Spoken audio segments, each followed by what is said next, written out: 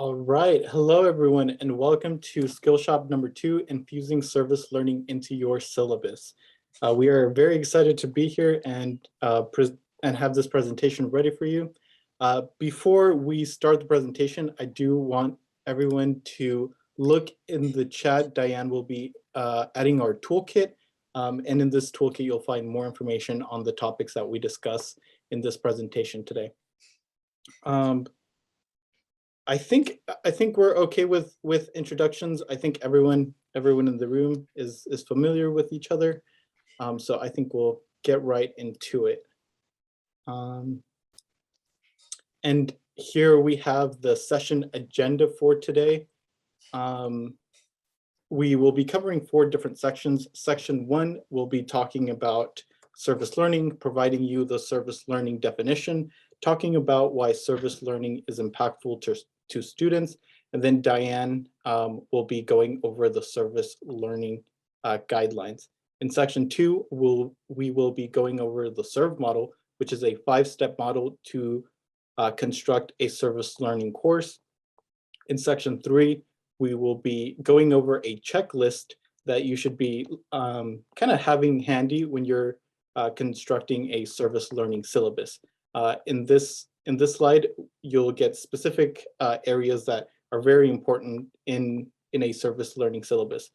And then last but not least, in section 4, we will be talking a little bit about how you can receive the service learning course recognition for your service learning course. And that's a new initiative that's kind of spearheaded by the CSU's Chancellor's Office.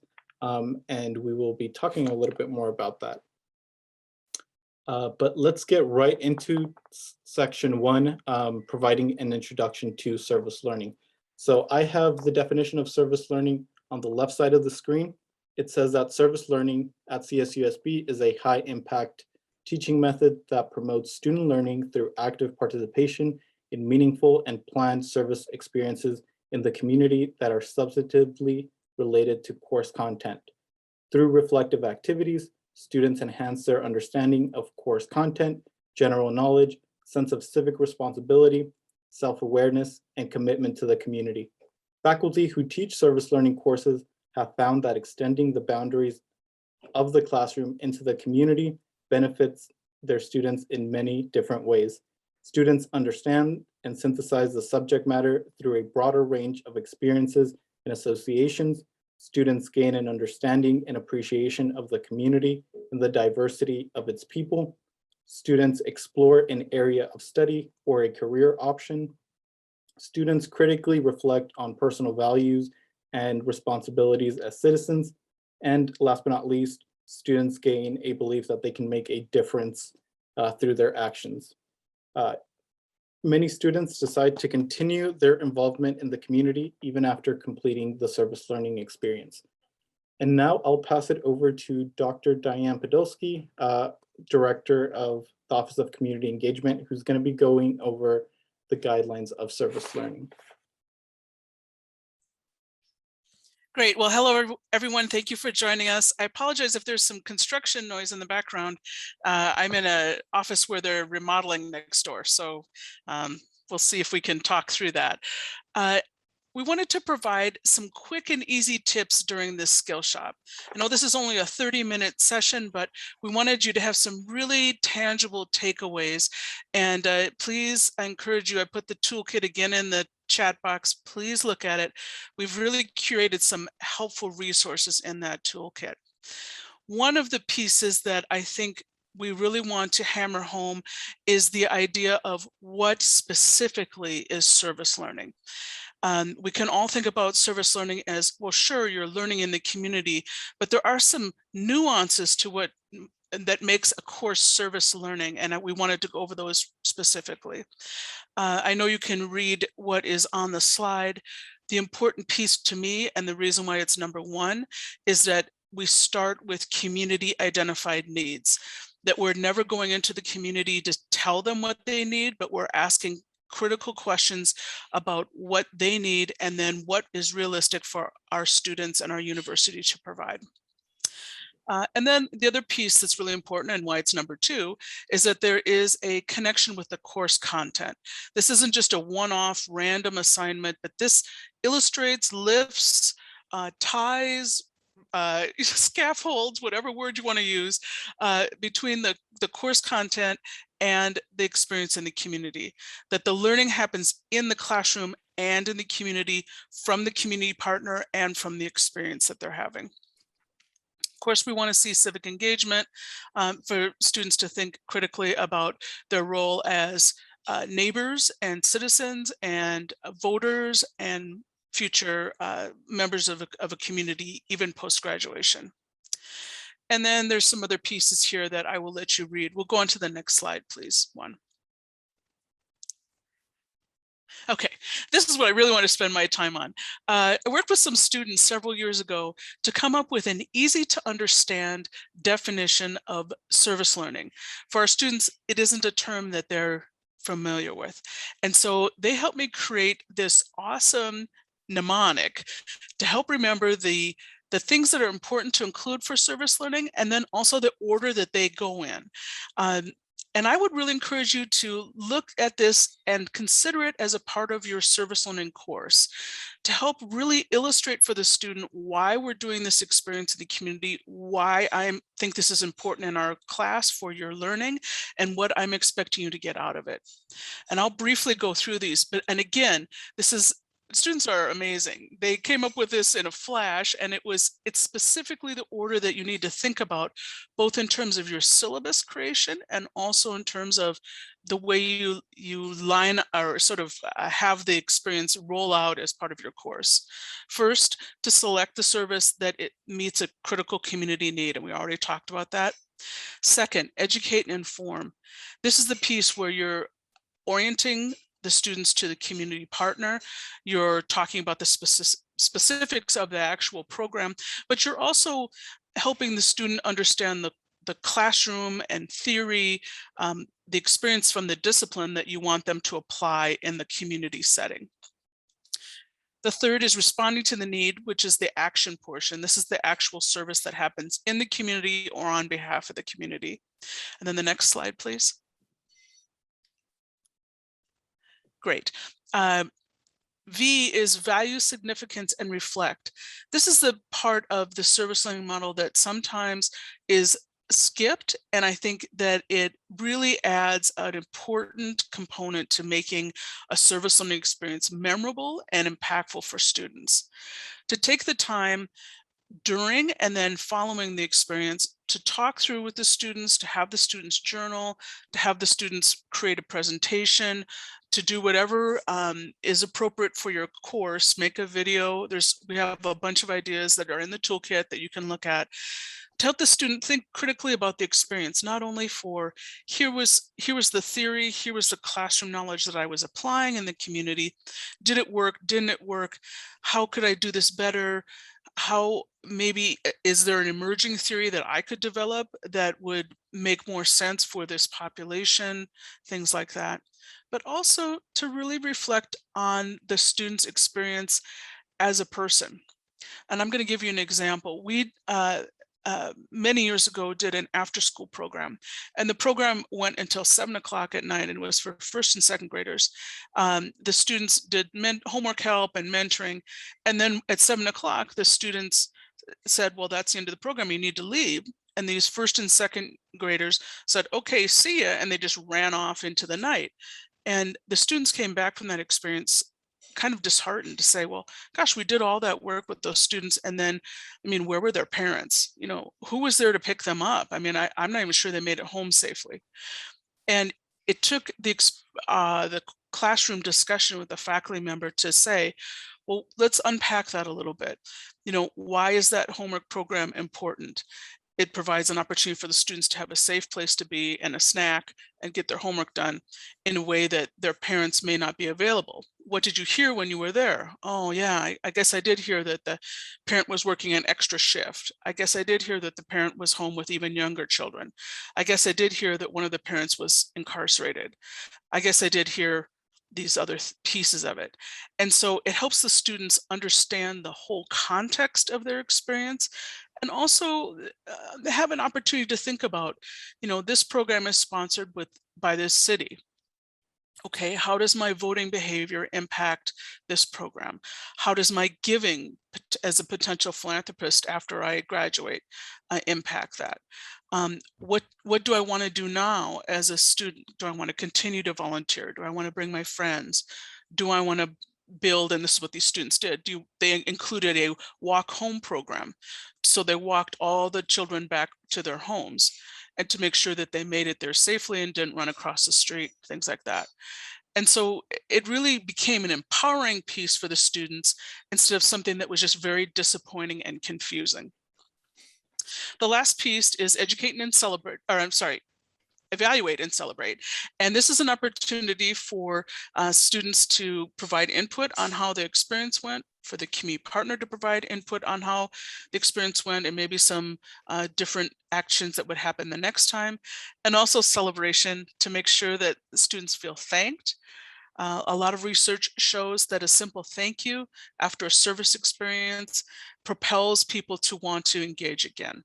And that is one of the goals of service learning, is to introduce and really demonstrate the idea that as a graduate of CSUSB, as a college educated person in this community, we all, as a resident, as a citizen, we all have a responsibility to continue to give back throughout our lives.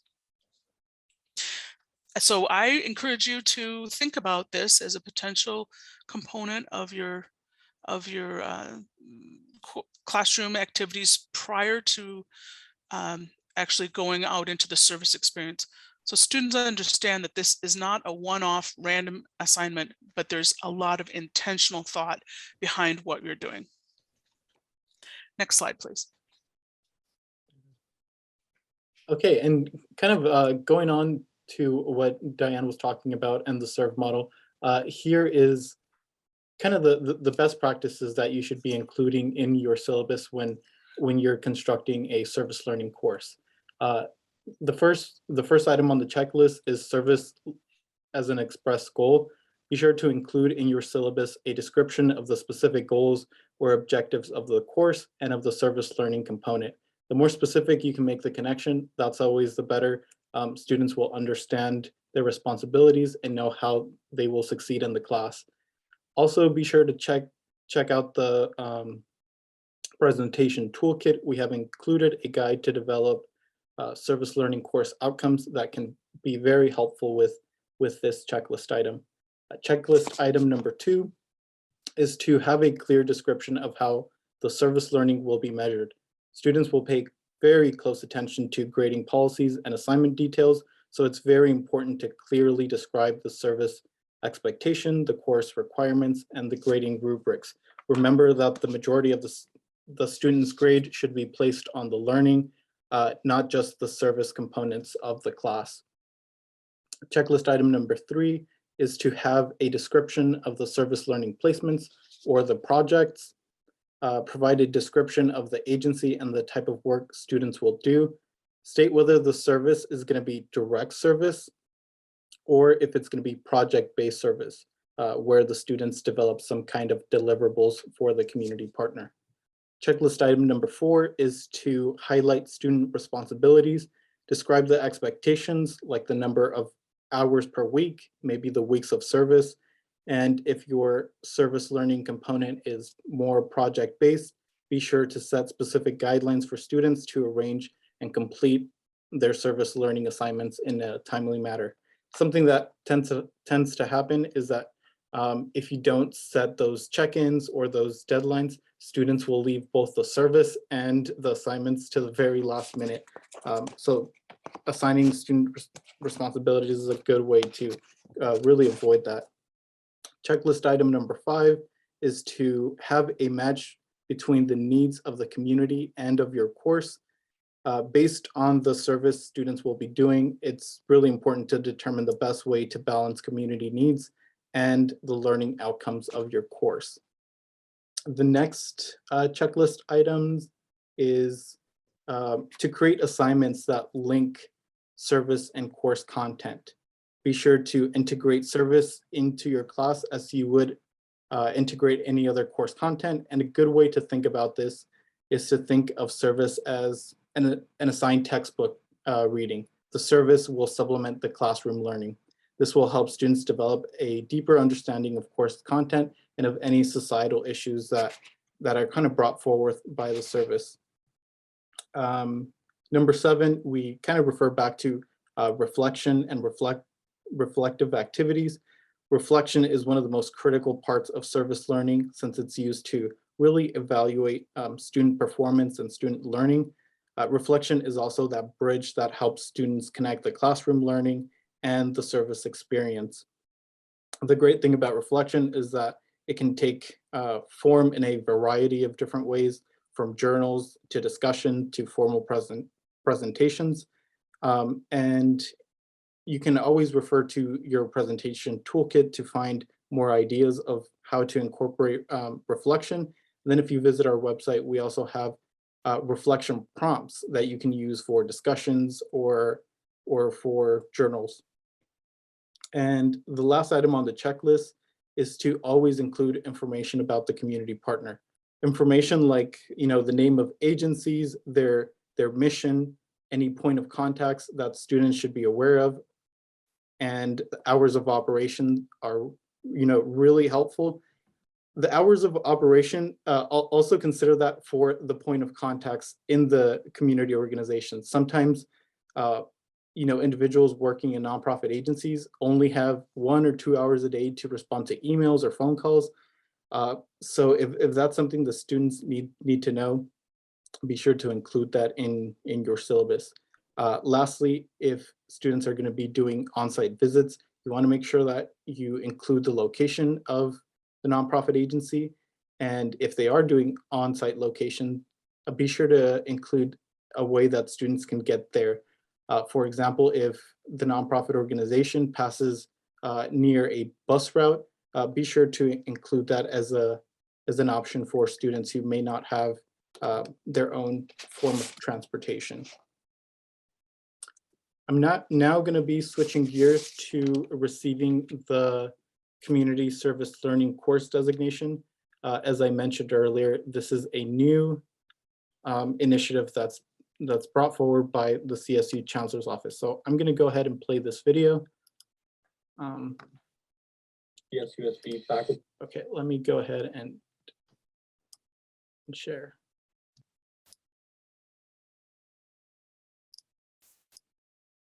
Okay, I'm going to go ahead and play the video. Dear CSUSB faculty and administrators, thank you for taking the time to watch this short 2-minute presentation about the CSU's Community Engaged Learning tool. This new pilot program, spearheaded by the Chancellor's Office, will help gather more fine-grained information about community-engaged educational opportunities. In the past, the Office of Community Engagement has consulted with community-engaged faculty to code service learning classes into PeopleSoft. We were only concerned about service learning classes, not classes like fieldwork or internships. These type of courses tend to focus on students training for future careers. However, a public benefit may result from these learning experiences. The Chancellor's Office has now developed new definitions to use when coding classes into PeopleSoft. First, community service learning, which is a distinct pedagogy that intentionally and explicitly integrates course learning, civic learning, community learning activities, and community partners. And the second, which is curricular community engaged learning, which includes a broad array of courses with some type of community engaged assignment. The Chancellor's Office has developed a tool for faculty to determine their course coding. This tool is called the Community Engaged Learning Survey Tool. The survey takes less than 15 minutes to complete, with questions the faculty member can easily answer about their course. After completion of the survey, the faculty member and OCE will receive an email notification of the survey responses and the assigned attribute. If the course attribute desired is not received, the faculty member can work with us to revise their course syllabus or amend their online survey. OCE will then enter the attribute code into PeopleSoft, and it will be there for the Chancellor's Office to pull up for their reporting. This survey tool is based on a new Chancellor's Office taxonomy for community engaged learning that outlines the essential elements of these types of courses. Faculty who complete the community engaged learning tool by spring census will receive a letter of recognition from the Office of Community Engagement. Eventually, the hope is to classify each course that has a community component, even those that only offer volunteer service as an extra credit assignment. This initiative will formally begin in spring 2022, and we encourage all faculty who offer community-based experiences in their courses to reach out to us at leaveyourpawprint@csusb.edu for more information about this pilot program. Thank you.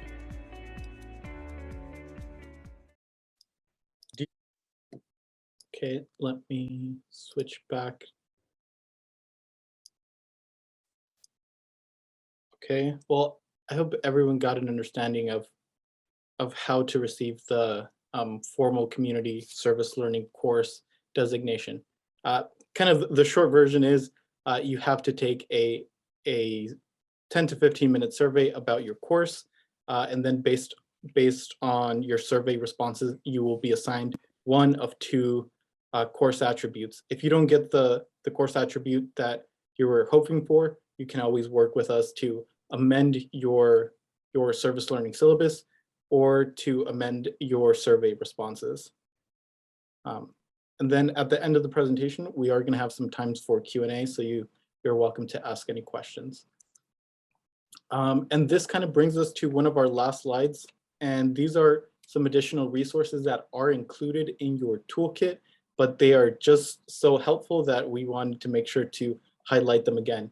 If you visit our website, there's a service learning tab, and you'll find step-by-step guidance to build a service learning course. Diane's serve model will be included there alongside more details on each step. Campus Compact has a service learning syllabus archive that has literally thousands of syllabi there, and they're searchable by discipline, so you can find one specific to your field of study. The third resource is a virtual service learning presentation. This was a presentation that was hosted by Kevin Kelly from San Francisco State University, and he created 8 different modules to kind of take you in the service learning process. After each module, you have 5 minutes to do some activities in a toolkit created for this presentation. And by the end of the 2-part presentation, you have a rough outline of what your service learning class can look like. Last but not least, we do have a community engaged library here in our office, and we have over 60 books on topics of community engagement. So there's books on community partnership development, community-based research, and of course, service learning. You're always welcome to check any of the books out. We do have all our titles listed on our website, so you can find that information there. And I think that marks the end of our presentation today. Oh, that marks the end of our presentation. We do have time for a Q&A. We have 5 minutes. So if anyone has any questions, please feel free to unmute yourself.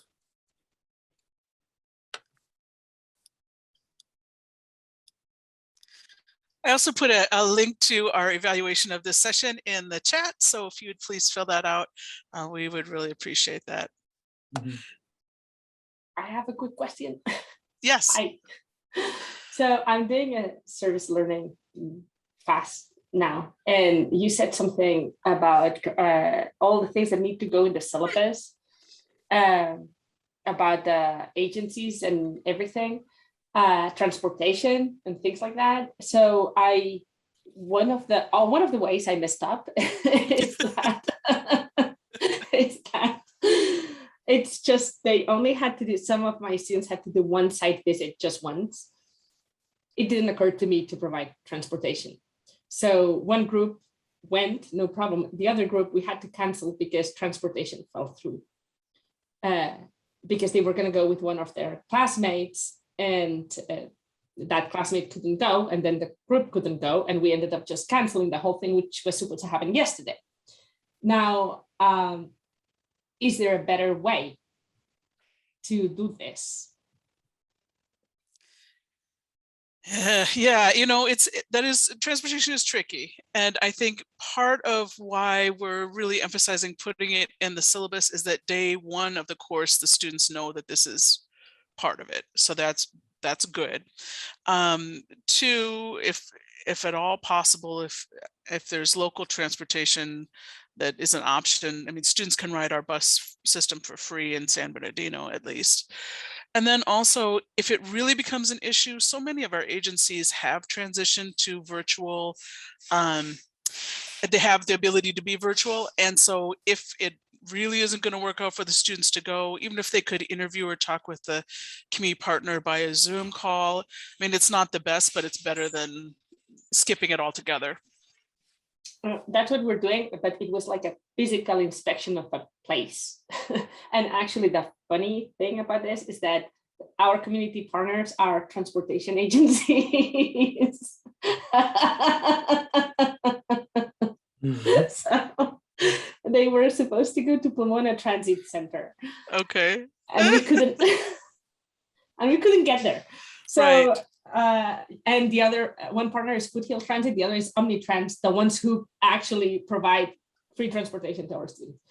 But that's, yeah, so when I was faced with this, like, am I supposed to provide transportation or just list the options for transportation? That's just my. Yeah, it really is for you to list the options. I mean, I know in your college you have SUVs that potentially could rent, but I don't know how, or use, but I don't know how much of that you want to get into. So, I think the early discussions help to make sure that, that there's an understanding and that a plan B and a plan C can be made. But I hear you, those things happen, and it just is unfortunately what it is. The other piece that I don't think we mentioned, but I want to be sure to say, is that you should not provide a map. You should just provide the address to the location. And that's a risk management concern, because if you provided a map and the student followed that map and was in an accident, they could come back and say, well, the only reason I went that way is because my faculty member told me to go that way. Better to just provide an address, and then the student gets there how they get there. That's just a fun risk management tip from me. Thanks.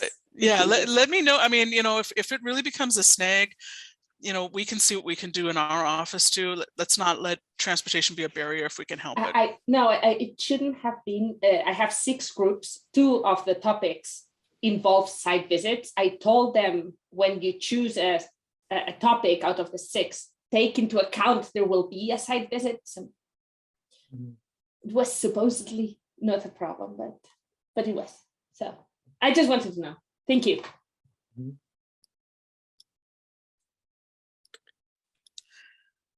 All right, are there any other questions? We appreciate you attending. This is obviously what we do every day, and we love it. And so it's fun to talk about it for us. Yeah. Well, thank you, Juan, for pulling all this together for us. Really, you've done an excellent job. All right, thank you so much. Thank you. Bye. Bye-bye.